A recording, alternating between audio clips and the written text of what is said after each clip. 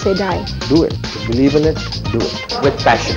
And if this focus is there, everything is possible. It's done. He's bound to get success.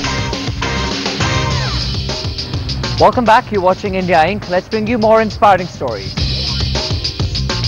This flowery business made him earn a fortune. His business flourished and blossomed to no limits. Yes, you guessed it right. We're talking about ferns and petals that redefine retailing flowers in the country. So let's meet Pawan Gadia, CEO of Ferns and Petals, as he tells us how it all began, petal by petal.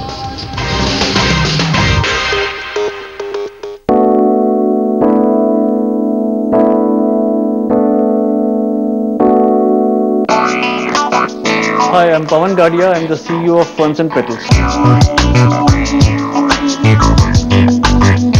Don't know, I started working pretty early. It's almost 25 years now I've been working for. I started out when I was in 11th standard, and I've been working on companies which have been into forgings or producing steel machine parts for Tata trucks.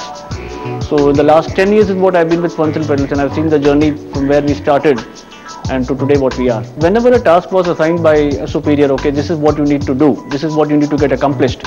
So not only going by the book and learning and doing it the way it is being told, but also thinking out of the box, okay, if this job can be done better by this fashion, or why not add something more onto it and achieve a better result. So I think that has been there since beginning. So it can't be taught, it has to be inside. You are born with it. So Ferns and Petals started in 1994 with a single flower shop in Delhi. Flowers were being sold on footpaths.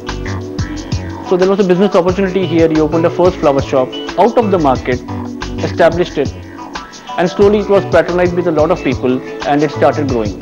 Once the first shop started growing, he realized, why not duplicate it into a second shop? So come bang a second shop in GK1. And the second shop also being in a location in an area where there's a lot of flower lovers, and the second shop started doing well. His wife started looking after that opportunity. People came in then thereafter saying, why don't you give us your brand name, and we start doing the franchising aspect of this. Since then, I have been responsible for the retail and the online division of the company. I created the franchising division, the franchising prospect, entire framework around which you identify a prospective franchisee, educate him, train him, build up the flower shop, and today we are 110 flower shops across 42 cities in the country. I also founded the e-commerce division of the company in 2002. So that was conceived in 2002 and launched. Today it is one of the second biggest grocer runner for Ferns and Petals. So this is how the entire Ferns and Petals journey started. So I came from a background which was more into manufacturing. So from manufacturing to retail is a different thought process, it's a different strategy altogether. Here you are thrown an ad in front of you, okay, do you like this ad? It has to go for publication. So conceptualizing is how the ad is going to look on a magazine, or how it's going to look on a billboard, or how is the TV advertisement going to look like, is very different from what you're manufacturing based on drawings. So conceptualizing, the entire process of changing your mindset from manufacturing to retail, that was quite a challenge. Thereafter, this industry is totally unorganized. In manufacturing, we have a rate of iron and steel fixed for throughout a year, almost plus minus 10%. Here the price of a rose which we buy is as little as maybe 2 rupees in a particular month, and in 1 month it is something around 20 rupees. So there is no benchmark, there is no training institute which will help you to understand and learn this business. So we learned on the way.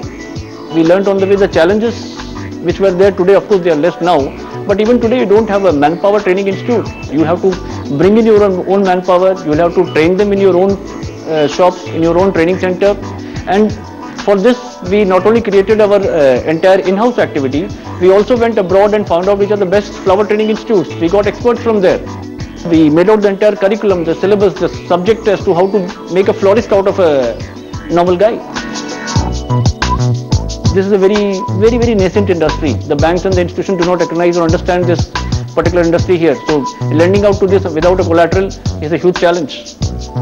Third is the logistical and the entire cold chain. There is no cold chain here. For example, if you do it in Netherlands, you have a refrigerated truck going from X location to Y location, or airlines giving you a special fare and very low duty on flowers and import and so on. Whereas in India, it's quite a challenge. I cannot bring in a box of flowers from Bangalore to Delhi without paying through my nose. Forget about having a cold chain. We have been in this online world for something around more than 8-9 years now. It's been almost a decade that we've been working upon. So what we have done is we have created an entire catalog and a software behind it, that whatever you see on the picture out there on the website, the vendor or my partner, whosoever is delivering it in that particular city, gets the same image which you have chosen to place an order.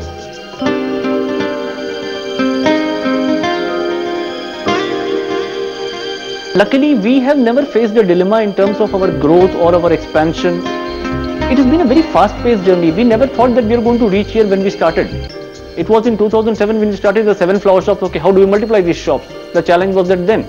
Thereafter, it came that we have to do is expand the e-commerce division of the company. That was happening. Thereafter, we tied up with Mr. Tarun Teliani. He's the biggest fashion designer in the country. So, creating a F&P Teliani brand out of it. Luckily, God has been kind to us and we have been blessed with successes all around what we have been doing so far. So there has never been a self-doubt movement, but yes, the challenge is to doing something which has not been done before, create a benchmark for others to follow, since we didn't have anything else to look upon to as to how is this going to work. So it's always going to be experience. For example, mobile commerce. Mobile commerce, we have been investing and putting a lot of attention and energy into it since 2006. It's been 5 years. We haven't made any money out of it, but we have learned a lot. So some things work, some things don't work. I think that it's accumulating knowledge, transferring it to people. For example, out of the 110 flower shops, we have 95 are franchisees. And this is where we are today. We have more than 95 like-minded partners and individuals who believe in our philosophy. Franchising is a very successful way of expanding, but it's very tricky, as you very correctly pointed out. Thereafter, our back-end infrastructure in terms of fresh flower supplies, training of the manpower is followed. Thereafter, we have a live camera, web-based camera feed coming on to our head office, wherein we are monitoring every shop which is working in ferns and petals. So here we are noticing as to what is the customer walking. We can also hear the audio of the shop as to what is he speaking to a customer, how is he attending to a customer. That is being captured there. Thereafter, on our website, we have a very clear-cut feedback link, very prominent link. Please send us our feedback. We would be happy to help. So, a lot of hard work, preservation, and a long time. So, when the bouquet which you see, which comes out of a ferns and petals, there is the back end which we have tied up with growers. Okay, these are the kind of flowers which we wanted to grow. This is what we wanted to cut. This is when we wanted to ship. They reach to our flower shops, and thereafter, the bouquet which are being made out of the flower bundles.